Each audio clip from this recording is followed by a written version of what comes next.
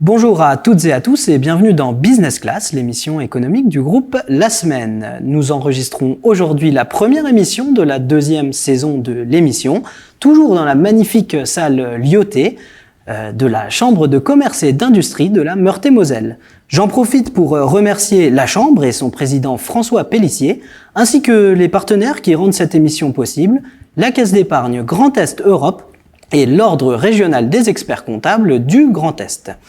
Chaque mois, nous réalisons l'interview d'une personnalité issue du monde économique pour revenir sur son parcours, ses expériences, ses projets, mais aussi son regard sur l'actualité économique du moment. Cette émission est réalisée grâce aux procédés techniques de l'entreprise Y-Vision. Elle sera diffusée sur notre site web lasemaine.fr ainsi que sur nos réseaux sociaux. Vous pourrez également suivre cette émission sur l'ensemble de nos plateformes de podcast. Business Class fera aussi l'objet d'un retour presse dans l'hebdomadaire La Semaine, ainsi que dans le mensuel Éco Grand Est. J'ai le plaisir aujourd'hui d'accueillir Boris Warnier. Bonjour Boris. Bonjour Jonathan. Comment allez-vous ? Jusque-là, tout va bien. Bien installé, heureux d'être avec nous ? Très confortablement installé et très heureux. Bon. Je vais vous laisser le soin de vous présenter assez largement pendant toute l'émission, mais permettez-moi quand même de vous introduire. Vous êtes le dirigeant et fondateur de la société Blue Oming Mac, une société basée à Nancy qui est spécialisée dans l'accompagnement et la formation de start-up et d'entreprises innovantes sur le territoire. Vous êtes par ailleurs délégué général du réseau de Business Angel Yeast, sur lequel on reviendra assez largement pendant toute cette émission, 1 heure d'émission à peu près, je vous le rappelle. Alors, première question, en quoi consiste l'activité de Blue Oming Mac, avec un nom un petit peu particulier, mais je crois qu'il y a une histoire derrière le nom. Racontez-nous ça. Alors, écoutez, on va commencer par le métier et je reviendrai sur le nom. Donc effectivement, nous évoluons dans la vaste sphère des startups, de l'écosystème des startups depuis pas mal d'années maintenant. Chez Blue Oming Mac, nous avons en réalité 2 grands métiers. Nous avons effectivement une activité de conseil et de formation des startups, en particulier sur le sujet de la préparation à la levée de fonds, qui est un sujet assez emblématique pour les startups, donc la recherche d'investisseurs, business angels, fonds d'investissement. On travaille également dans cette partie conseil pour plusieurs incubateurs de la région qui font appel régulièrement à nos services, parce qu'on est actif depuis plus de 20 ans maintenant sur ce domaine de conseil, donc voilà, on amène un peu de seniorité dans leurs activités. Et puis on a une deuxième branche d'activité où on fait de l'animation de réseau. Donc vous avez effectivement cité Yeast, qui est un des réseaux qu'on a été amené à fonder il y a 10 ans maintenant. Donc je suis effectivement délégué général et dont nous assumons toute l'activité d'animation. Mais également on a un deuxième réseau, qui est un réseau de dirigeants d'entreprise, qui s'appelle Lorraine Inside, que nous avons fondé, lui, il y a une quinzaine d'années maintenant. Voilà, donc ce sont les grandes activités. Pour faire court, on conseille des dirigeants d'entreprises de croissance sur des sujets notamment de croissance et de levée de fonds, et on anime 2 communautés, une communauté de dirigeants de start-up, une communauté de business angels. Pour revenir sur le nom de Blue Oming Mac, donc effectivement on a choisi un nom un petit peu exotique. Alors le choix des noms, c'est toujours un sujet, hein. Quand vous entreprenez quelque chose, il faut nommer, et donc notamment quand on crée une entreprise, on se gratte le cerveau dans tous les sens pour trouver une bonne idée. Et alors effectivement, on est arrivé sur quelque chose d'assez exotique. Blue Oming Mac, donc Blue, on arrive à le prononcer, on voit ce que ça veut dire. Oming Mac, alors là, on se demande ce que c'est. Alors Oming Mac, en fait, pour la petite histoire, d'abord, ça a une signification. C'est le nom d'un animal. Et simplement, c'est prononcé dans une langue qui ne nous est pas très coutumière, puisque c'est prononcé en inuit. Et Oming Mac en inuit signifie littéralement l'animal dont la fourrure est comme une barbe. Alors là, vous êtes en train de vous demander sur quelle émission vous êtes tombé, quel est le rapport avec les startups, qu'est-ce que c'est que ce truc. En fait, cet animal, on le connaît, nous, en France, sous un autre nom, c'est le bœuf musqué. Donc, c'est un animal assez particulier. D'abord, il est assez extraordinaire à plusieurs titres. C'est un des rares animaux qui vit au-delà du cercle polaire arctique. C'est un des rares survivants de la dernière ère glaciaire. C'est un animal qui a vécu et qui a côtoyé le mammouth laineux, voilà, ce genre d'animaux, aujourd'hui disparus. C'est un animal qui effectivement est capable de continuer à vivre par moins 40 degrés, qui est capable de se défendre face au loup arctique, voilà, qui a vraiment des caractéristiques assez incroyables. Mais en réalité, on a choisi ce nom-là pour une raison un peu originale aussi. Chez les Inuits, en fait, il y a une tradition chamanique assez développée. Et dans plusieurs récits chamaniques inuits, le Mi'kmaq est souvent cité comme étant un animal qui est un passeur. Voilà, c'est un animal qui véhicule les âmes d'un monde vers un autre monde. Et donc un animal, comme on l'a vu, qui vit dans un univers assez austère. Et donc il se trouve que nous, de par nos métiers, on est dans un écosystème très particulier, celui des startups, qui est en réalité, au-delà des clichés, un écosystème dur, hein, quand on entreprend en tant que start-upper, on va créer une entreprise avec une forte ambition de croissance. On va devoir réussir des challenges absolument fous, notamment effectivement ces étapes de levée de fonds, mais surtout d'hyper-croissance. Peu d'entre eux y arrivent. Il y a beaucoup de morts au combat, comme on dit. Alors justement, peut-être qu'on reviendra sur l'écosystème startup un tout petit peu plus tard dans l'émission. On comprend en tout cas que vous êtes un spécialiste des animaux et des Inuits, mais aussi et surtout un monsieur startup en Lorraine depuis plus de 20 ans. Mais peut-être qu'on peut revenir un petit peu sur votre parcours personnel. Je crois que cette salle vous rappelle quelque chose comme l'endroit où on se trouve. Alors oui, effectivement, je l'évoquais, ça fait pas mal d'années que je suis dans cet écosystème. Je suis arrivé en Lorraine en réalité en 99, donc je suis un non-natif. J'ai été adopté par cette belle région et je l'ai adopté en retour. Vous venez d'où ? Alors je suis né dans les Hautes-Pyrénées, donc on est un petit peu loin. Mais effectivement, dès que je suis arrivé dans cette région, je suis tombé dans l'écosystème startup. Donc d'abord dans un incubateur chez Synergie à Metz, ensuite effectivement cofondé une startup à mon tour. Et puis je suis revenu dans le monde du salariat et effectivement je suis venu travailler une dizaine d'années au sein de la Chambre de commerce et d'industrie de Meurthe-et-Moselle pour développer à l'époque une activité qui s'appelait CCIO de bilan. Donc c'est là où on a vraiment musclé l'activité de conseil en levée de fonds, ce qui était assez original pour une chambre de commerce. C'est aussi à cette même période qu'ont été créés respectivement Lorraine Inside et Yeast. D'accord. Et justement, on arrive à Yeast. Vous en êtes le délégué général. Ça a été fondé il y a exactement 10 ans. Et en 10 ans, vous êtes imposé comme un acteur majeur des réseaux de business angel en France. Je crois que vous faites partie du top 5 en termes d'importance. 9 millions d'euros investis dans 44 startups régionales. Comment est-ce que vous avez gravi les échelons ? Et en fait, une question toute simple, c'est quoi un réseau de business angel ?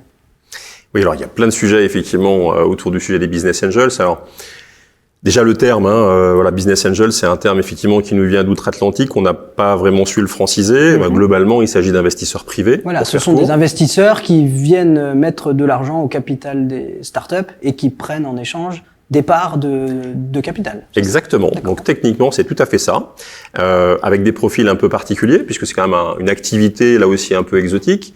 Ça peut être vous et moi. On a effectivement plutôt réussi dans la vie, on a un peu de patrimoine, et on trouve ça passionnant et intéressant d'investir dans d'autres entreprises de façon minoritaire, mais cette fois-ci des entreprises qui ne sont pas cotées en bourse. C'est ça qui est déjà original. En plus des entreprises très jeunes, plutôt innovantes, plutôt risqué en réalité. Donc il s'agit bien de ça, de cette activité-là. Et donc chez Yeast, typiquement, comme dans beaucoup de réseaux de business angels, en termes de profil, ce sont quand même majoritairement des entrepreneurs eux-mêmes, parce que souvent les entrepreneurs sont les plus intéressés à accompagner à leur tour d'autres entrepreneurs. Il y a une notion un petit peu de grand frère quelque part, voilà, des mentors. J'ai entrepris, j'ai réussi, une entreprise, 2 entreprises. J'arrive à certains moments de ma vie où j'ai envie de transmettre, j'ai envie d'accompagner, de faire bénéficier de mon réseau, de mon expérience, de mon expertise parfois, d'un peu de mon capital. Et donc effectivement, je vais investir aux côtés d'entrepreneurs pour leur mettre le pied à l'étrier. Donc l'idée, c'est vraiment d'accompagner, parce que j'essaye de me mettre dans l'impôt d'un industriel ou d'un chef d'entreprise dans le BTP, donc des entreprises plutôt traditionnelles, avec des chiffres d'affaires précis et pas forcément de levée de fonds, de risques, enfin en tout cas moins de risques. Qu'est-ce qui fait que je vais m'intéresser à une start-up et pas plutôt faire un placement dans l'immobilier ou autre chose une fois que j'ai réussi ? C'est une bonne question. Alors, il y a plusieurs réponses à cette question et ça dépend vraiment des individus. On va dire que l'attrait premier, il est généralement intellectuel. C'est passionnant intellectuellement, c'est passionnant humainement. Le fait effectivement de découvrir de nouveaux projets, de nouvelles activités, de nouveaux modèles économiques, des entrepreneurs qui démarrent avec des ambitions importantes, qui ont d'énergie positive, du jus, des projets. franchement, voilà, il y a une dimension un petit peu shoot, entre guillemets, c'est-à-dire que quand on commence à toucher à ça, voilà, exactement, shoot d'adrénaline, quand on commence à toucher à ça, on trouve ça absolument passionnant. On apprend plein de choses, c'est bourré d'énergie positive, donc c'est la première motivation en réalité, c'est cet intérêt humain et intellectuel. Ensuite, il y a souvent une deuxième motivation qui est sociétale, plutôt, c'est de se dire, ma foi, effectivement, de l'immobilier, je peux en faire, investir dans les entreprises en bourse, je peux le faire. Maintenant, ça n'a quand même pas la même utilité sociétale que d'accompagner des entrepreneurs ou des entrepreneuses sur mon territoire, les aider grâce à ce que moi je peux avoir modestement appris et acquis, voilà, en leur transmettant une fois de plus du réseau, des conseils, de l'expérience, les aider à réussir. Ça crée de l'activité économique, ça crée de l'emploi, je me sens utile. Voilà, il y a une dimension sociétale beaucoup plus stimulante, donc c'est un deuxième type de motivation. Et puis, évidemment, on parle d'argent, malgré tout. Voilà, puisque... j'allais dire, j'imagine quand même que les entrepreneurs et les membres de Yeast, d'ailleurs, peut-être qu'on redira un mot, combien vous êtes, enfin, oui. Voilà, mais ce ne sont pas que des bons samaritains, il y a quand même un intérêt économique. C'est quoi d'ailleurs l'entrée, le ticket moyen? Combien on investit quand on est investisseur chez Yeast? Alors, chez Yeast, on va dire que on peut commencer à investir dans une start-up, en général, à partir de 10 000 euros. Donc, ce sont des sommes qui sont déjà... Alors, en fonction de la profondeur de ses propres poches, on trouve ça important, pas important, mais ça, c'est déjà une somme. Mais ça reste accessible, finalement, à quand même un certain nombre de chefs d'entreprise. Alors, tout à fait. Ça reste accessible. Voilà. Donc, on peut commencer à partir de 10 000. Donc, nous avons des membres qui investissent par opération 10 000, 20 000, 50 000, 100 000, parfois plus. Ah oui, donc ça peut grimper quand même. Ça peut grimper. Alors on va dire que chez Yeast, l'investissement moyen par membre et par année est un petit peu au-dessus de 75 000 euros. Donc c'est en termes de volumétrie d'investissement. Et tous les ans, les investisseurs investissent. Tous les ans, nous avons plus de 80% de nos membres qui ont investi au moins une fois dans l'année. Donc on a un taux d'activité entre guillemets qui est assez élevé, qui est plutôt d'ailleurs là aussi très au-dessus de la moyenne nationale. Donc voilà de quoi on parle. C'est-à-dire dans les réseaux de Business Angels, d'une façon générale, l'investissement moyen est plutôt aux alentours de 15 ou 20 000 euros par an par Business Angel. Et le taux d'activité est plutôt inférieur à la moitié d'une façon générale. Donc Yeast est assez atypique de ce point de vue-là. Combien d'investisseurs chez Yeast ?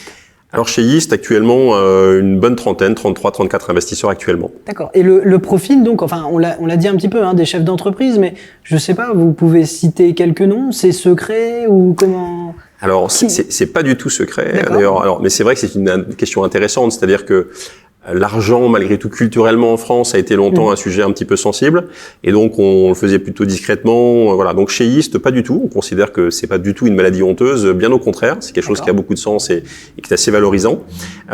Et donc en réalité, tous les membres Yeast sont identifiés, sont connus sur le site de Yeast. Vous allez pouvoir retrouver le trombinoscope, le nom, le prénom. Il y a aucun souci là-dessus. Bien au contraire, c'est très valorisant. Et donc on a des profils très différents. Alors le président fondateur Gilles Comon est le fondateur avec son frère jumeau Pascal de Adistar, qui est une superbe success story régionale. L'actuel président Christophe Paco est le fondateur, cofondateur d'une superbe success story également qui s'appelle ITC Piercing, qui est le leader en France tout ce qui est vente par correspondance dans l'univers du tatouage et du piercing. Univers un peu atypique, donc on a des profils aussi assez atypiques. Voilà, on a des entrepreneurs qui viennent de l'industrie, du service, du commerce, du logiciel. Donc, on essaye d'ailleurs d'avoir la plus grande diversité possible parce que c'est aussi ce qui nous permet de mieux appréhender les projets qui viennent nous voir. On regarde tout type de projet, on est assez agnostique. On reparlera un petit peu des startups, j'imagine, après, mais on se fait globalement l'image des startups, projet porté par des jeunes diplômés dans le domaine du digital avec un projet d'application. Bon, c'est très réducteur, mais c'est encore souvent un cliché qu'on peut retrouver. En réalité, startup, c'est tout type de métier. Donc, on regarde vraiment des projets dans la santé, dans l'industrie, dans le logiciel, dans le service, dans le produit, dans le food. Voilà, c'est très éclectique. Et donc, c'est intéressant d'avoir un panel de chefs d'entreprise d'expériences également très diverses. Des chefs d'entreprise qui sont encore en activité ou pas forcément? Enfin, c'est parce que je me dis que ça peut aussi constituer un réseau entre les chefs d'entreprise aussi pour ce... Oui, alors les membres Yeast, lorsqu'ils nous rejoignent, sont généralement encore en activité. C'est pas une règle, mais alors on essaye au maximum d'avoir des membres qui soient entrepreneurs, si possible en activité. Après, il y a une mécanique assez naturelle, c'est que pour être disponible en termes de temps, d'énergie, pour avoir aussi des disponibilités financières, généralement, on est à un stade où on a commencé à déléguer beaucoup, évidemment, pourquoi pas à vendre son entreprise ou au moins à la vendre en partie, à faire ce qu'on appelle vulgairement du cash out, à réaliser une partie de son patrimoine. Donc voilà, il y a une courbe un petit peu des âges qui nous rattrape un petit peu par nature, mais on a des membres d'âges très différents et on a effectivement beaucoup d'entrepreneurs qui sont toujours en activité. D'accord, on comprend bien en tout cas que l'important c'est aussi d'accompagner, c'est-à-dire qu'on ne vient pas chez Yeast seulement pour mettre de l'argent et espérer ressortir avec une plus-value. Évidemment, ça compte, mais le but c'est aussi d'accompagner, de former les entrepreneurs de demain, en tout cas sur des entreprises start-up aujourd'hui et demain plus traditionnelles qui génèrent de l'embauche. Voilà. Comment vous sélectionnez les profils de start-up? Qu'est-ce que vous prenez? Alors, du coup, on va revenir effectivement sur ce sujet des startups. On va là aussi, comme le terme business angel, on va un petit peu le mettre de côté. Donc voilà, globalement, ce qui nous intéresse, ce sont des entreprises qui ont un potentiel important et qui effectivement sont intéressés à cette forme d'accompagnement, certes financier, puisqu'on va effectivement rentrer au capital, mais aussi sous forme de conseil de réseau, ce qu'on appelle nous du smart money entre guillemets. Et donc globalement, ça correspond plutôt effectivement à des entreprises jeunes et innovantes, donc celles qu'on appelle classiquement des startups, parce que à la fois ce sont ces dirigeants-là qui sont le plus demandeurs d'accompagnement et de conseil, ce sont ces projets-là qui peuvent aussi avoir un potentiel de développement important, et ce sont aussi des levées de fonds qui sont à des montants qui restent accessibles à des investisseurs privés comme nous. Alors justement, peut-être on parle des levées de fonds, mais 1 euro investi chez Yeast, il y a un effet levier, je crois, qui est multiplicateur fois 5,3 après du côté des banques. Alors, pas que des banques, mais effectivement. Pas que des banques. Alors, on va revenir effectivement sur le bilan, vous le disiez tout à l'heure en préambule. Voilà, Yeast a 10 ans aujourd'hui. En 10 ans, on s'est hissé progressivement dans le top 5 des réseaux de business angels français. On a fait le choix d'être adhérent de la fédération qui s'appelle France Angels. Et on est même en réalité 4e et premier réseau provincial depuis 2 ans. Donc petit cocorico régional. Donc on est assez fiers de ça et de le partager ensemble parce que on a tous besoin d'avoir des écosystèmes assez denses. Et donc effectivement, alors il y a plusieurs sujets. Donc effectivement sur les leviers, aujourd'hui en cumul, on a effectivement investi, nos membres ont investi 9 millions d'euros, plus de 60 millions d'euros injectés en réalité dans ces 44 startups par 2 leviers en réalité, puisque le premier c'est que nous sommes rarement seuls à entrer dans le capital. Donc généralement on fait des opérations avec des co-investisseurs. Donc la première chose. Et le deuxième levier, c'est qu'effectivement quand il y a une levée, on en profite pour faire du levier auprès de financement bancaire ou BPI France. Et donc tout ça mis bout à bout fait que effectivement, historiquement, quand Yeast met 1 euro, la start-up au total collecte 5,3 euros en plus. D'accord, donc plutôt intéressant aussi. Il y a un effet accélérateur du réseau. Et après, effectivement, pour revenir sur la partie sélection. Oui. Alors, sélection, effectivement, déjà dire que c'est sélectif, c'est très sélectif. C'est-à-dire que quand on est côté start-up, entrepreneur de croissance, ce type de financement n'est pas un passage obligé, mais il est quand même souvent un passage, parce que voilà, on a besoin de kérosène. Le financement bancaire ou traditionnel ne va pas suffire. On va aller essayer de convaincre des investisseurs. En tout cas, ça crédibilise quand même. Du coup, c'est ce qu'on comprend. L'implication de Yeast et des investisseurs de Yeast permet aussi d'être crédible auprès de aussi, de absolument. C'est ce qu'on appelle l'effet signal. Donc, en plus du cash, ça envoie cet effet signal par rapport aux banquiers, aux co-investisseurs, même à des partenaires, sous-traitants, clients, etc., distributeurs. Et évidemment, ce smart money qui va être utile aux dirigeants. Et donc, pour revenir à cette sélection, en réalité, sur une année aujourd'hui, on va parler des chiffres actuels, sur une année aujourd'hui, côté Yeast, donc on a une équipe qui s'occupe de ça. On a 120 à 150 startups qui vont entrer en premier contact, en réalité, avec l'équipe de Yeast. Je précise que Yeast investit dans des projets sur un périmètre géographique qui est le Grand Est et Luxembourg, donc une zone géographique régionale mais assez élargie. Plus Lorraine, plus Alsace. Alors avec un tropisme historique Lorraine de facto, parce que Yeast, on est effectivement né ici en Lorraine, on fait nos sessions sur Nancy. Nos membres sont principalement des entrepreneurs lorrains, physiquement ou des Lorrains expatriés ailleurs, mais qui ont un attachement particulier. Mais globalement, on investit Grand Est et Luxembourg, donc aussi bien effectivement sur le bassin alsacien, Champardonnais, Luxembourg également, et un tropisme historiquement lorrain, c'est vrai. Et donc 120 à 150 startups qui vont entrer en contact avec nous. Sur ces 120 à 150, on va en réalité en présenter à nos membres 20 à 25. Donc il y a une sélection déjà il y a une présélection déjà assez dure. Elle se fait comment, cette présélection? Comité de présélection, donc dossier et jury en visio, voilà, pour opérer ce pré-screening entre guillemets, cette présélection. Qu'est-ce qui fait la différence? C'est l'idée, c'est l'équipe? Comment vous présélectionnez le dossier? Alors il y a beaucoup d'ingrédients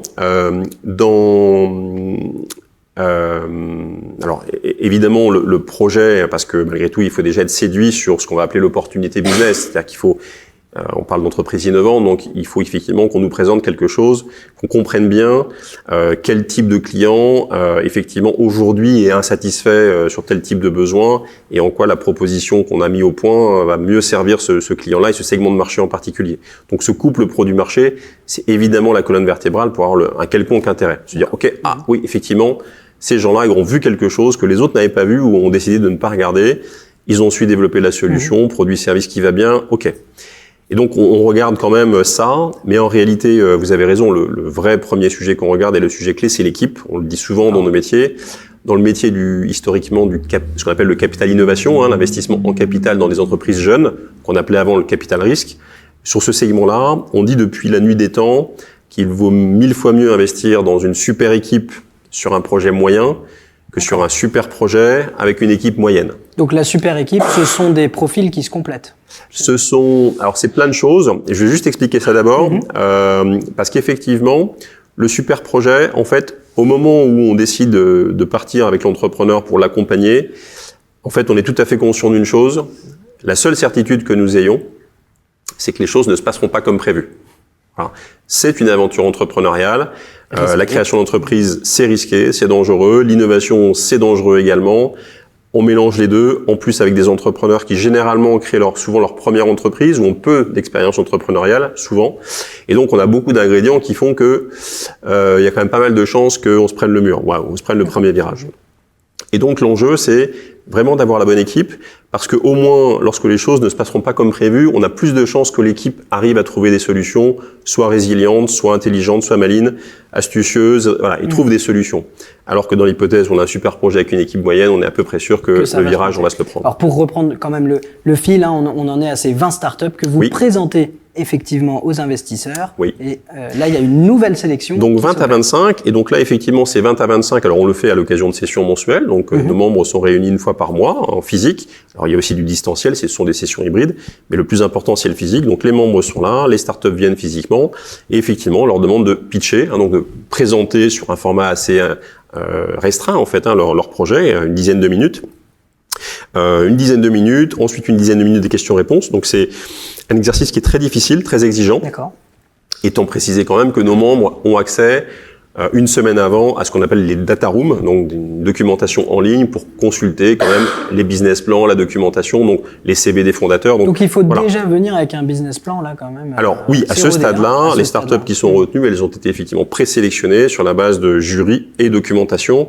Donc on a toute la documentation pour valider que à la fois le projet a un niveau suffisant et à la fois qu'on ait une documentation assez complète. Donc 20 à 25. Et donc là, c'est comme sur certaines émissions de télé-réalité, c'est-à-dire que se retourne qui veut. Et donc l'enjeu, effectivement, Yeast est un club, est une association.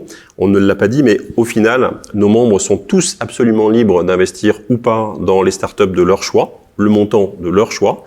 Et donc on est sur une logique où chacun va faire sa propre analyse du projet, donner sa propre intention personnelle, sans être influencé par les autres.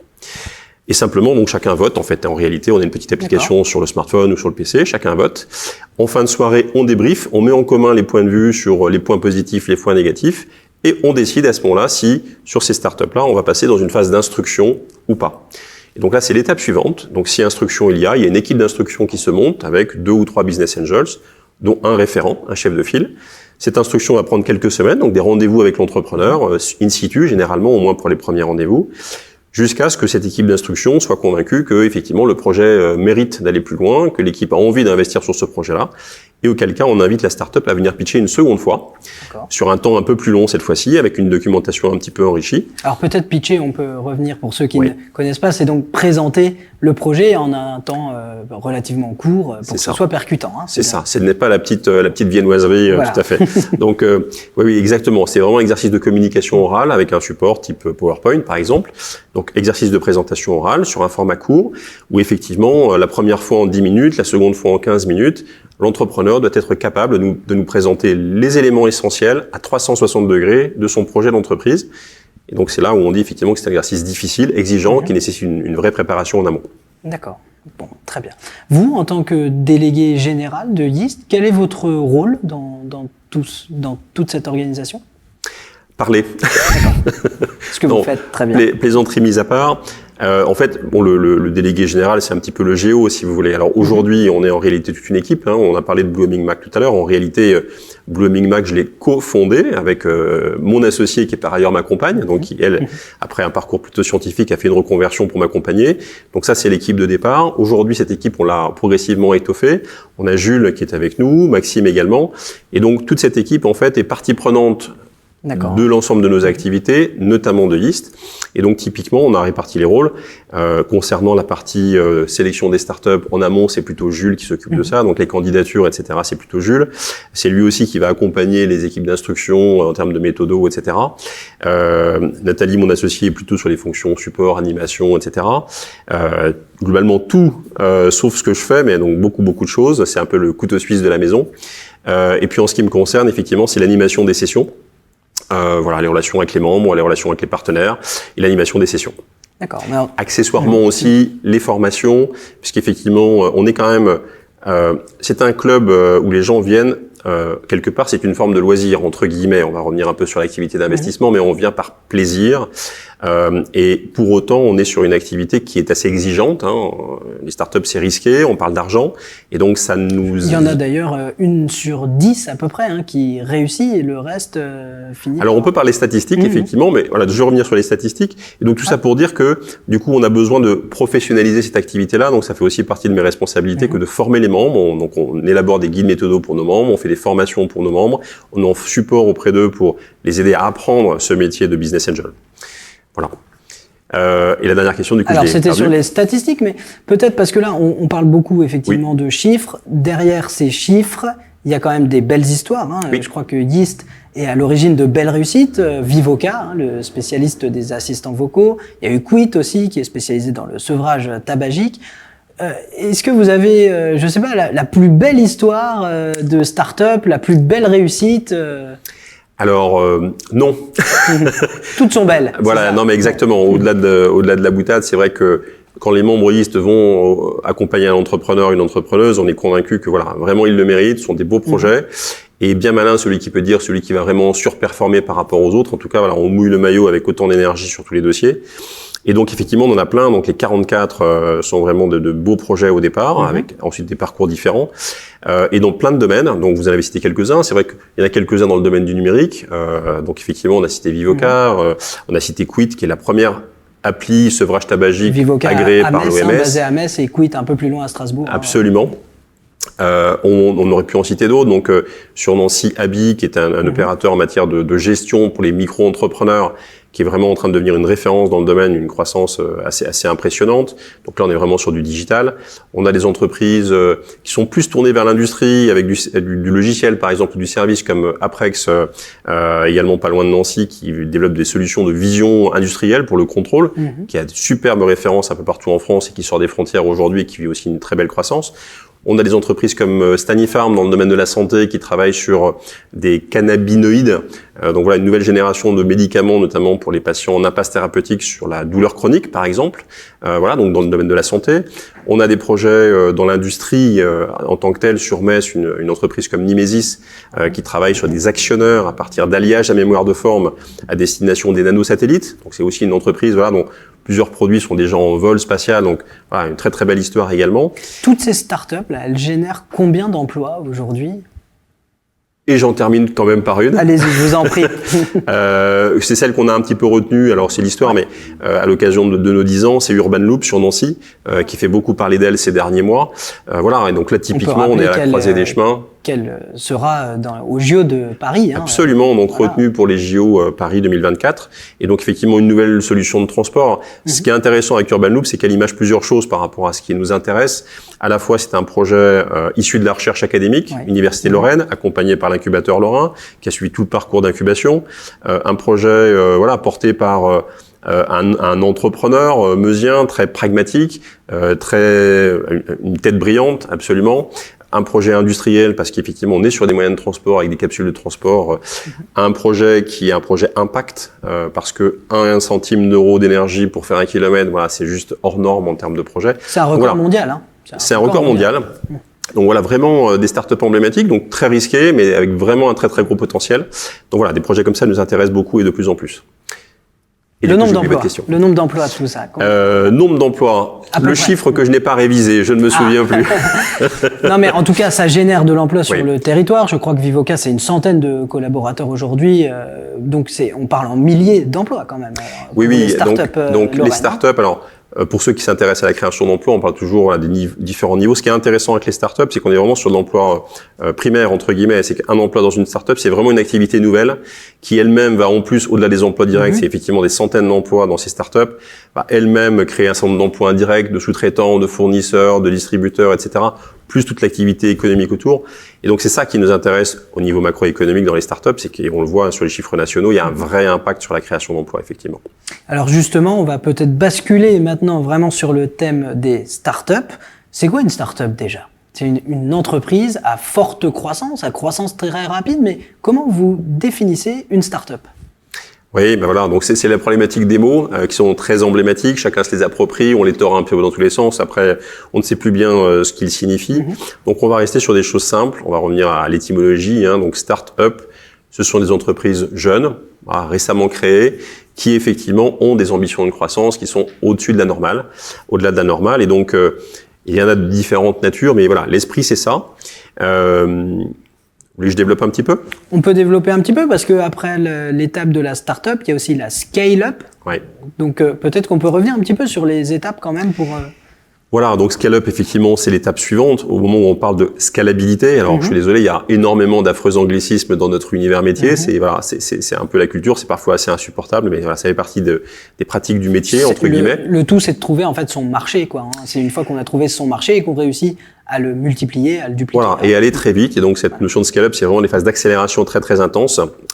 Effectivement, il y a des entreprises qui vont faire de l'hyper-croissance. Alors malheureusement, je commence à avoir quelques cheveux blancs, et donc moi, je fais partie d'une génération où, globalement, on a appris que les grandes entreprises d'aujourd'hui étaient déjà les mêmes hier.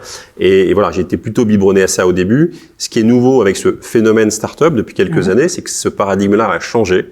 C'est-à-dire qu'aujourd'hui, on a réellement pris conscience que des entreprises qui n'existaient pas hier, et c'est là où ce sujet start-up, scale-up a du sens, peuvent devenir clairement en quelques années des véritables champions nationaux ou internationaux. Donc ça, c'est révolutionnaire. On a des gens qui arrivent, des entrepreneurs qui arrivent et qui réussissent à renverser la table et à vraiment créer des nouveaux champions nationaux ou internationaux. Est-ce qu'on a des champions nationaux et internationaux dans le Grand Est ? On l'a dit un petit peu plus tôt, mais est-ce qu'on a les moyens d'en attirer d'autres ? Proximité de Paris, du Luxembourg, tout ça, c'est quand même des atouts. Alors, on a évidemment des atouts et des handicaps, entre guillemets, et puis on a des questions d'image aussi. Commençons par les atouts.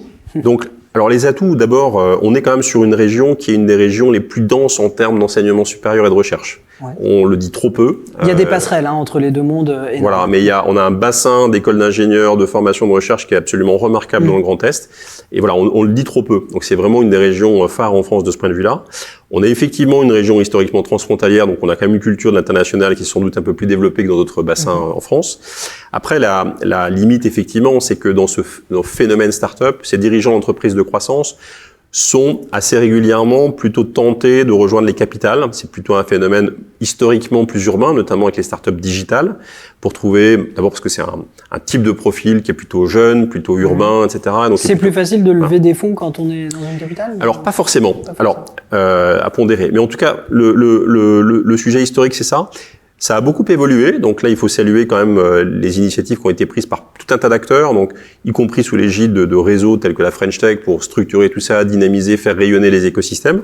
Donc on a vraiment des atouts dans nos territoires. Alors ces réseaux, peut-être juste un petit mot quand même, parce que c'est vrai qu'il y a des accélérateurs, il y a des incubateurs, il y a des réseaux de business angel. Est-ce qu'on peut quand même faire un petit point là-dessus sur la différence? Et en tout cas, si je suis une start-up en Lorraine demain, vers qui je me retourne, à quel moment qu'on situe un peu cet écosystème? Vaste sujet. Alors oui, il y a beaucoup d'acteurs. Certains vous diraient qu'il y en a trop. Je ne le pense pas. Les acteurs sont en fait tous sur des positionnements un petit peu différents. Alors je vais pas tous les énumérer, ce serait trop long et on s'y perdrait. Mais globalement, effectivement, on a beaucoup parlé historiquement des pépinières d'entreprise. Ces dernières années, on parle beaucoup d'incubateurs plutôt, donc qui sont les structures qui sont là plutôt pour aider les porteurs de projets au stade à préparation avant la création et post-création les premières années, vraiment pour structurer le projet.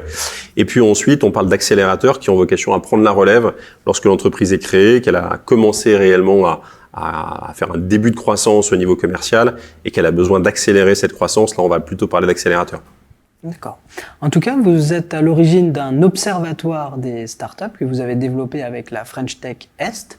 Est-ce qu'on peut en dire un mot? Donc ça réunit plusieurs statistiques là justement sur les startups régionales et leur réussite. Alors, encore plus précisément, c'est un observatoire des levées de fonds, des startups et scale-up, le terme qu'on a évoqué tout à l'heure du Grand Est. Et donc effectivement, c'est une initiative Blue Oming Mac qu'on a décidé de coéditer avec la French Tech Est. Voilà, donc on est partie prenante tous ensemble là-dessus. Et au-delà de ça, d'ailleurs, on a essayé d'associer tout l'écosystème, tous les incubateurs, accélérateurs, banques, investisseurs régionaux pour éditer cet observatoire. Le point de départ, quel est-il? Alors, je vais pas rentrer trop en détail, mais ces startups sont devenues un phénomène médiatique, parfois trop médiatique. Les levées de fonds également sont devenues un sujet très médiatique. Et en réalité, trop également sans doute, parce que quand vous êtes vous-même fondateur d'une startup, vous posiez la question de à qui je m'adresse, comment je m'y retrouve. Lorsque j'arrive au sujet de lever des fonds, j'ai plein d'informations qui m'arrivent par plein de canaux médiatiques. Je vais avoir quelques informations par les fondateurs de startups que je connais, mais du coup, je vais récupérer une information qui est très hétérogène et très dissonante. Pourquoi très dissonante? Parce que les levées de fonds, là je parle effectivement auprès d'investisseurs, business angels, fonds d'investissement, etc.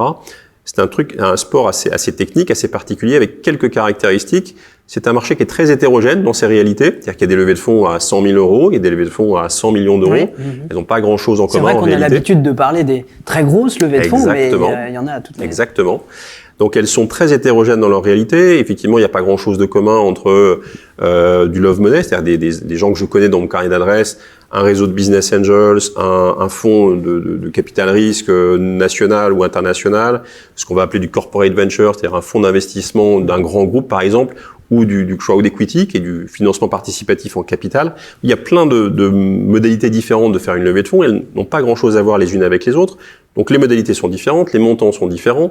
C'est généralement des choses dont on communique qu'une partie, parce que la partie médiatique est la partie visible de l'iceberg, et donc on dit pas forcément tout, ou on dit pas tout à fait la vérité vraie, on va dire ça comme ça. C'est le charme de la communication, ok.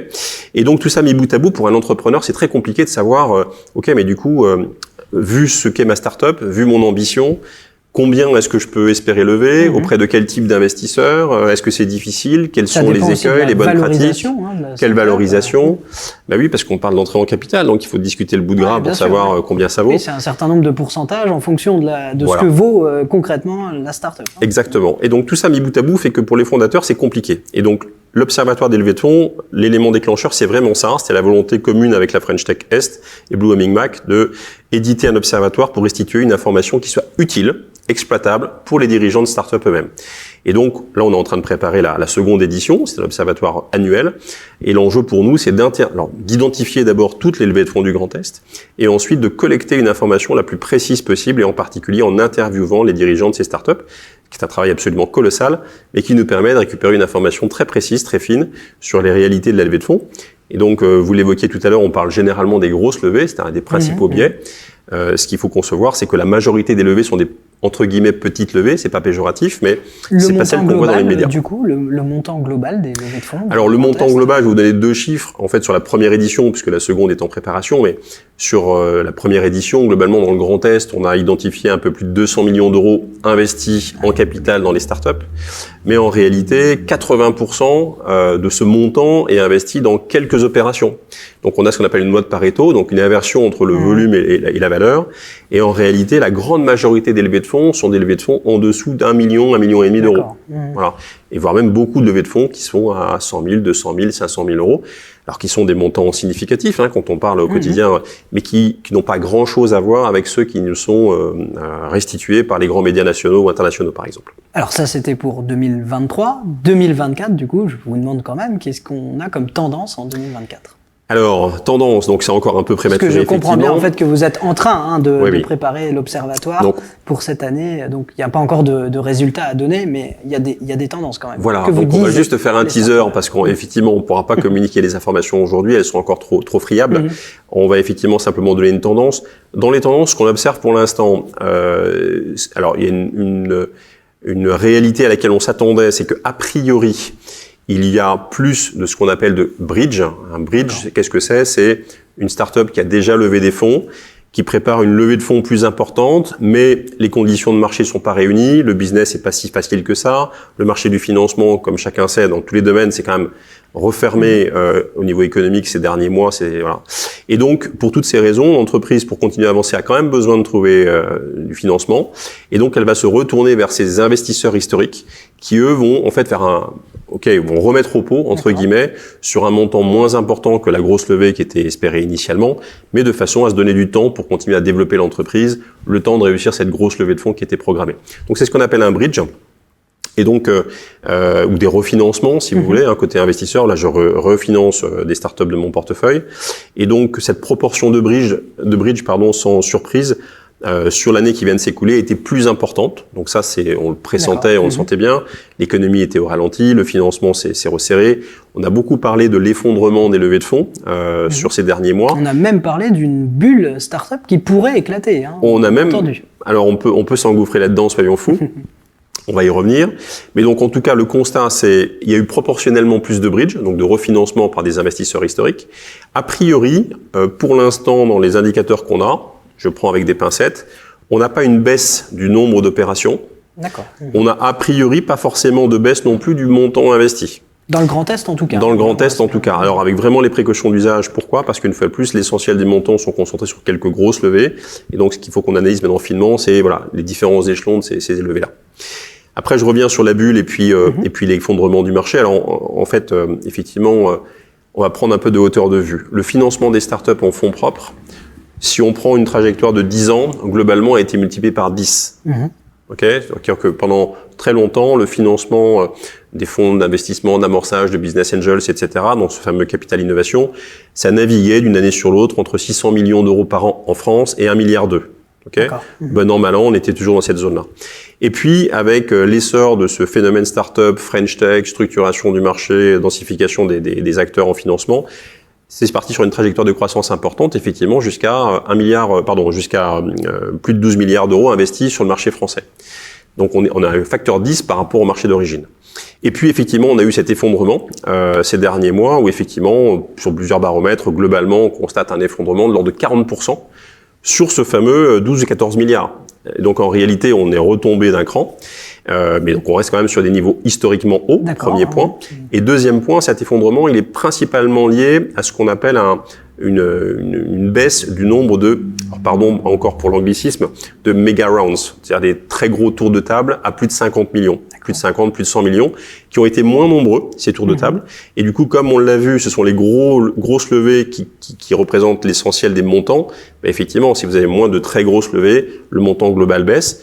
Mais en réalité, si on regarde sur les levées de fonds d'amorçage et consorces, on est globalement sur un marché qui s'est plutôt bien maintenu, voire qui est en légère croissance. En Lorraine, on a quelques exemples de grosses levées de fonds. Enfin, il y en a quelques-unes, mais...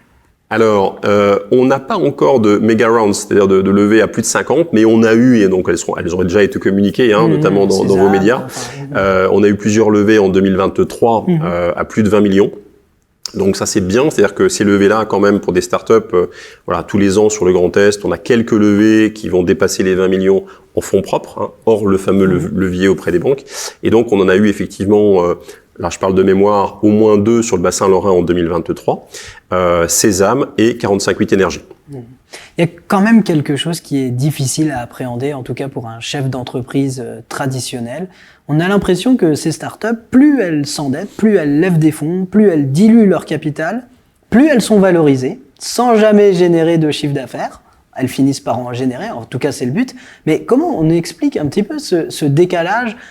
C'est vrai que l'entreprise traditionnelle, elle emploie ses salariés, elle réalise un chiffre d'affaires et puis tout roule comme ça. Dans les startups, pas du tout. Eh bien si. Eh bien si. Alors, et je reviens aussi sur la notion de bulle d'ailleurs, hein, parce qu'on a parlé de bulle juste avant, on n'a pas traité le point, mais donc non, ça n'est pas une bulle, contrairement à ce qu'on a pu vivre à d'autres périodes, typiquement 2000 avec l'avènement du web, et là effectivement, on ne savait pas, c'est-à-dire que dans les premières bulles, entre guillemets, les premières vagues start-up, on était à des niveaux de structuration qui n'avaient rien à voir, c'est-à-dire qu'on pressentait qu'il allait se passer des choses, on ne savait pas quoi, mais c'était un petit peu la conquête de l'Ouest, voilà, donc il s'est passé tout et n'importe quoi. Ce qu'on observe ces dernières années n'a rien à voir. C'est-à-dire que le marché, entre guillemets, s'est largement professionnalisé. Donc aujourd'hui, qu'il s'agisse des fondateurs de start-up, qu'il s'agisse des structures qui les accompagnent, incubateurs, accélérateurs, qu'il s'agisse des financeurs qui les accompagnent, tout le monde a clairement cranté à plusieurs niveaux pour se professionnaliser. Aujourd'hui, quand on a un revirement de marché comme on l'a eu récemment, on ne remet pas en question le marché. Il y a effectivement, comme les marchés financiers malheureusement l'aiment un peu trop, voilà, des phases de repli, de baisse. Les marchés financiers, malheureusement, voilà, alors ils ne le disent pas comme ça, mais apprécient plutôt une forme de mouvement entre guillemets sur les valorisations et les flux. Ça fait partie de leur modèle. Et donc, voilà, donc ça a pu permettre, et ça c'était plutôt une bonne chose, en tout cas côté investisseur, de voir les valorisations rebaisser à des niveaux un peu plus acceptables, quoique, mais ça ne remet pas en cause le modèle. Donc on continue à investir.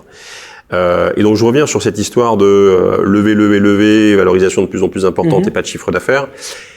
Donc aujourd'hui on n'en est plus là. C'est-à-dire qu'aujourd'hui on n'est plus à quelque chose alors qui a existé, qui existe parfois encore, mais d'aussi caricatural entre guillemets. C'est pas péjoratif, mais non, mais je forçais volontairement le trait. Et il y a aussi une explication. En fait, pourquoi ces entreprises-là, contrairement à des entreprises plus traditionnelles, ont-elles besoin de ce type de financement? Et pourquoi vont-elles chercher des sommes aussi considérables? Il y a plusieurs explications à ça. Dans les premières années, c'est lié à la nature de l'activité, notamment pour les startups plutôt technologiques au sens issu de la recherche, par exemple. Il y a de la R&D à financer, de la recherche et développement. Il faut aller jusqu'à l'industrialisation. Donc tout ça, ça coûte de l'argent et les fondateurs n'ont pas suffisamment d'argent eux-mêmes pour financer ça. Les dispositifs publics, à un moment donné, ont leurs limites, même s'ils sont très nombreux. Et donc, à un moment donné, on n'échappe pas au fait d'aller chercher des investisseurs. Il faut aller aussi à l'international, bien souvent. Alors ensuite, il y a des sujets de croissance. Et c'est là où en fait, il y a plus un sujet de réglage. Une fois de plus, on se remet sur le sujet. Il s'agit d'entreprises de croissance, donc des dirigeants qui sont ambitieux, qui ont une ambition forte pour leur entreprise, et donc qui veulent, dans leur domaine, devenir champions. Et c'est ça qui intéresse les financeurs, de ce type en tout cas. Et donc pour devenir champion, il faut aller vite, il faut aller fort. Et donc là, c'est pas nécessairement une obligation d'aller chercher des fonds pour dire je ne fais pas de chiffre d'affaires, donc financez-moi mes pertes. C'est plutôt de choisir de continuer à aller de plus en plus vite, de plus en plus fort, c'est-à-dire surinvestir commercialement, surinvestir aussi parfois dans la technique pour continuer à développer de nouvelles offres ou des versions successives, mais ne pas se préoccuper prioritairement de la rentabilité, se préoccuper prioritairement de la croissance, pour dire la rentabilité, on a validé que le modèle en soi était rentable. Par contre, pour l'instant, notre objectif à nous, c'est allons vite et fort pour préempter le marché. On accepte de perdre de l'argent parce qu'à la fin, on sera gagnant. Et donc, c'est régulièrement un réglage entre ces deux approches-là. Typiquement, quand il y a une période de contraction comme actuellement, en réalité, l'écosystème envoie un signal aux dirigeants de start-up en disant attention, le financement va devenir plus compliqué.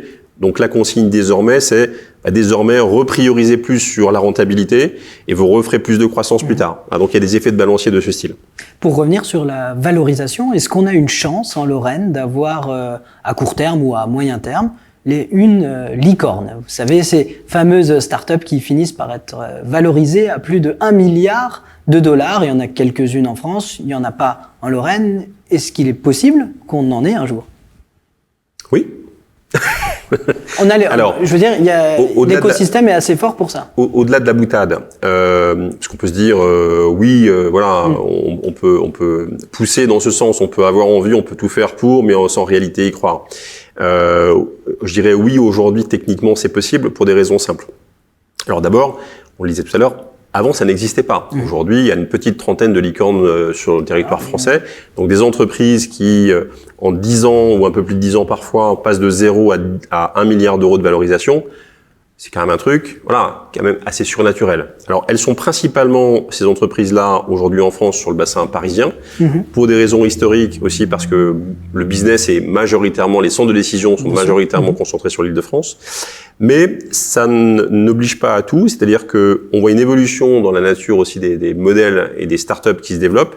Ces dernières années, on voit de plus en plus, et c'est assez médiatisé, des startups de nouvelle génération qui arrivent, notamment des projets plus industriels, plus impact. Et donc, autant les projets plus digitaux, plus tech, avaient probablement plus d'appétence pour rejoindre les capitales européennes, parce qu'un écosystème plus propice à ce genre de profil entrepreneurial, autant les startups industrielles trouvent davantage les ressorts de leur développement sur les territoires de province. Soit d'ailleurs, elles y restent, soit elles y viennent. C'est-à-dire que là, on a un phénomène de start-up industrielles qui viennent plutôt dans les provinces. Et pour le coup, des régions comme la Lorraine, le Grand Est en général, la Lorraine en particulier, ont, avec leur passé, leur histoire de l'industrie, ont de vrais atouts à jouer. Il y a des friches industrielles, il y a des atouts, il y a une culture, donc il y a des vrais sujets à ce niveau-là. Donc oui, techniquement, rien n'empêche ça. Après, aujourd'hui, ça reste quand même infinitésimal, le nombre de licornes. Il y a des milliers de startups chaque année qui se créent. On parle d'une trentaine de licornes. Donc après, c'est statistiquement, oui, il y en a quelques-unes en province. Donc un jour, une en Lorraine, oui, rien n'empêche. Et en Lorraine, est-ce qu'on a des filières qui fonctionnent mieux que d'autres? Je ne sais pas, les health tech par exemple, ces startups spécialisées dans la santé, ou les sport tech dans le sport. À l'approche des Jeux Olympiques, peut-être que c'est le moment de créer sa startup orientée sur le sport. Il y a les deep tech. Enfin, il y a beaucoup de filières. Il y a la blockchain, il y a l'intelligence artificielle. Comment les startups se saisissent de tous ces thèmes, et qu'est-ce qui marche? Alors, j'ai le droit de répondre à côté? Absolument, c'est vous l'invité, vous faites bien ce que vous voulez. Ok. En fait, parce que effectivement, je comprends la question d'un point de vue journalistique, c'est toujours assez sexy. Et d'ailleurs, les journaux économiques font ça souvent dans l'entrepreneuriat. Ils disent ok, les segments qui marchent en ce moment. Moi, je vais simplement vous relater des réalités statistiques d'une façon générale. Bon, les projets avec une composante digitale restent prépondérants. Pourquoi? Parce que malgré tout, dans beaucoup de projets, le digital rend possible des choses qui ne l'étaient pas avant, et donc il y a souvent une brique de digital dans beaucoup de projets. Les projets santé arrivent généralement en deuxième position. Les projets industriels, on vient de l'évoquer, et impact, alors je les associe volontairement, mais ils sont pas forcément associés, sont des typologies qui se développent de plus en plus. On va dissocier deux choses. D'abord, la volonté politique, c'est-à-dire qu'effectivement le politique peut impulser, et c'est une question parfois de souveraineté aussi, des sujets en disant ok, il est important de réindustrialiser nos territoires, il est important d'avoir une forme de souveraineté sur la gestion des data, par exemple, la sécurité, plein de sujets comme ça. Donc là, ça ne veut pas dire que je dois me prendre un projet de ce type-là, mais ça veut dire qu'effectivement, si vous cochez ces cases-là, vous serez probablement plus facilement soutenu, et donc vous avez plus de chances d'y arriver.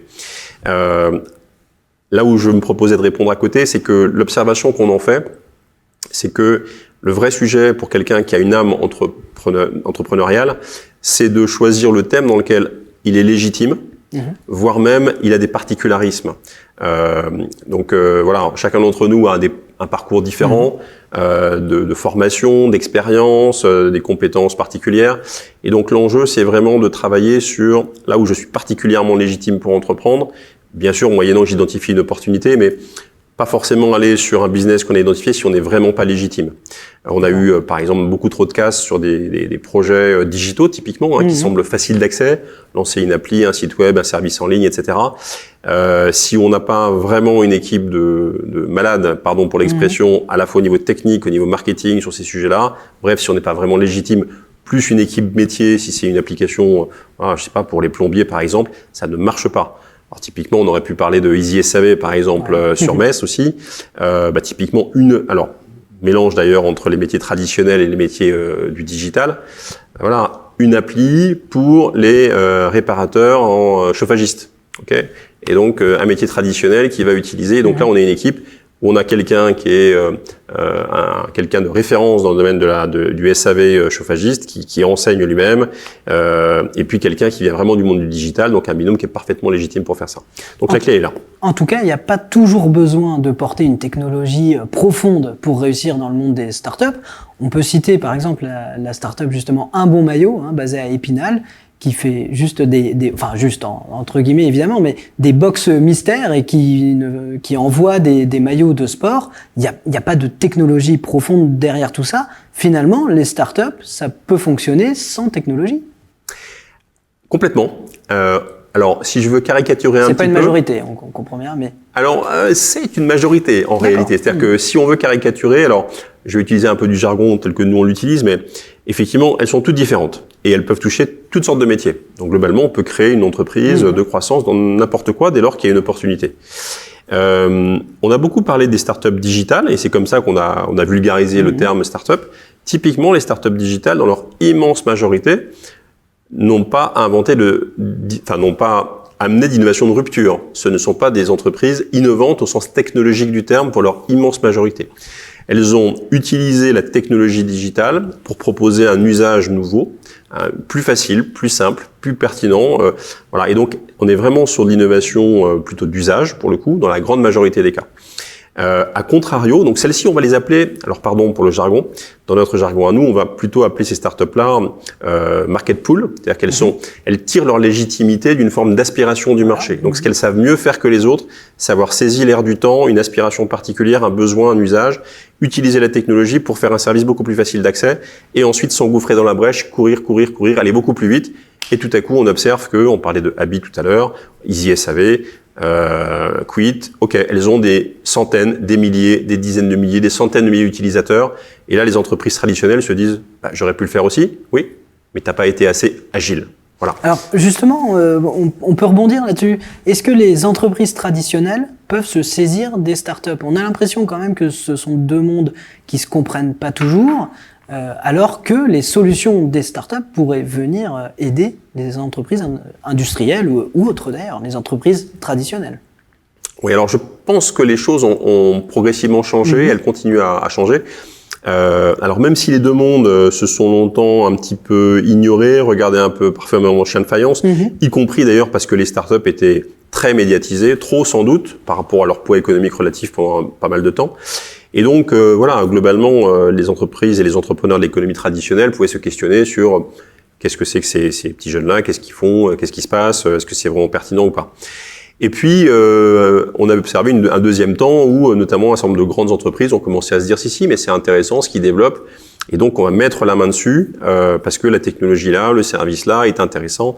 Et puis, ils se sont rendus compte qu'en achetant le jouet, souvent, ils le cassaient parce qu'ils ne savaient pas faire, ça n'était pas la même culture, pas le même ADN.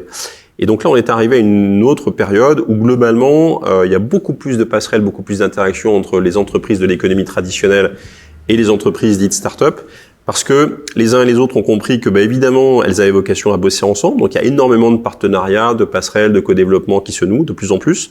Les uns et les autres ont progressivement compris comment travailler ensemble en se respectant et en acceptant leurs différences et leurs complémentarités. Et donc clairement, pour les startups, les entreprises de l'économie traditionnelle peuvent être des clients, des fournisseurs, des partenaires, des distributeurs, toutes les articulations sont possibles.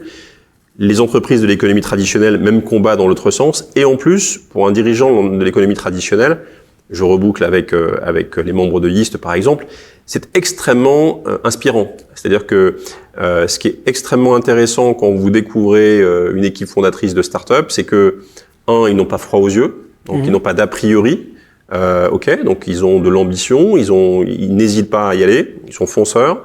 2, ils sont effectivement, ils le doivent, pour certains d'entre eux, beaucoup plus à l'aise avec l'utilisation d'un certain nombre de technologies. Pour d'autres, beaucoup plus à l'aise avec le fait de sentir plus finement les aspirations du marché, les attentes du marché. Également, d'une façon générale, on parlait d'agilité tout à l'heure, un mode d'organisation, un mode de fonctionnement plus rapide, plus agile. On aurait pu parler de Boursorama aussi, qui fait partie des très très belles success stories historiques sur le bassin, né à Nancy. Ce qu'ils faisaient à l'époque, d'autres mastodontes pouvaient le faire. Simplement, ils allaient plus vite. C'est-à-dire que Stéphane Mathieu, un des deux cofondateurs, m'expliquait un jour la différence entre nos gros concurrents et nous, c'est que nous, on rencontrait un prospect qui nous disait que telle fonctionnalité ou telle autre, ce serait bien. Le lendemain, c'était en ligne. Dans une grosse organisation, le temps de monter l'équipe projet, le truc, le machin, peut-être que 6 mois, 8 mois après, c'est en place. C'est ce qui fait toute la différence. En tout cas, pour créer sa start-up, il n'y a pas besoin d'avoir moins de 25 ans et de travailler 150 heures par semaine. On a des entrepreneurs, on peut être un jeune start-upper à tout âge, finalement. À tout âge, absolument. Bon. Et pour finir, puisque cette émission va toucher à sa fin, un mot quand même sur l'intelligence artificielle. C'est un peu le gros sujet du moment. On n'en a pas beaucoup parlé. Est-ce qu'il y a des sujets start-up avec l'IA ? Alors oui, il y a des sujets start-up avec l'IA. Moi, je vais prendre l'analogie un peu avec le numérique qu'on évoquait juste avant. Je parlais des market pools, j'aurais pu parler de l'autre typologie que sont les start-up techno-push, qui sont celles qui viennent de la technologie. Et globalement, je pense que dans l'IA, on va avoir les deux mêmes catégories. C'est-à-dire que sur ce sujet IA, donc l'intelligence artificielle, en réalité, aujourd'hui, on l'utilise déjà, parfois même sans le savoir, assez régulièrement dans notre quotidien, et ça va de plus en plus être présent dans notre quotidien. Et donc, on voit apparaître deux typologies de start-up. Celles qui vont être amenées à développer vraiment les technologies profondes, pour revenir sur l'expression de tout à l'heure, vraiment des choses structurellement et radicalement plus novatrices, donc ils vont travailler sur ces moteurs, sur ces approches de l'intelligence artificielle. Et donc là, on est plutôt sur de l'approche R&D lourde avec des investissements lourds. Et il y a potentiellement, évidemment, des enjeux de souveraineté pour les États, pour les gouvernements. Elles seront peu nombreuses, elles seront beaucoup plus capitalistiques, beaucoup plus risquées, je ne sais pas, mais en tout cas, voilà, quelques projets beaucoup plus capitalistiques.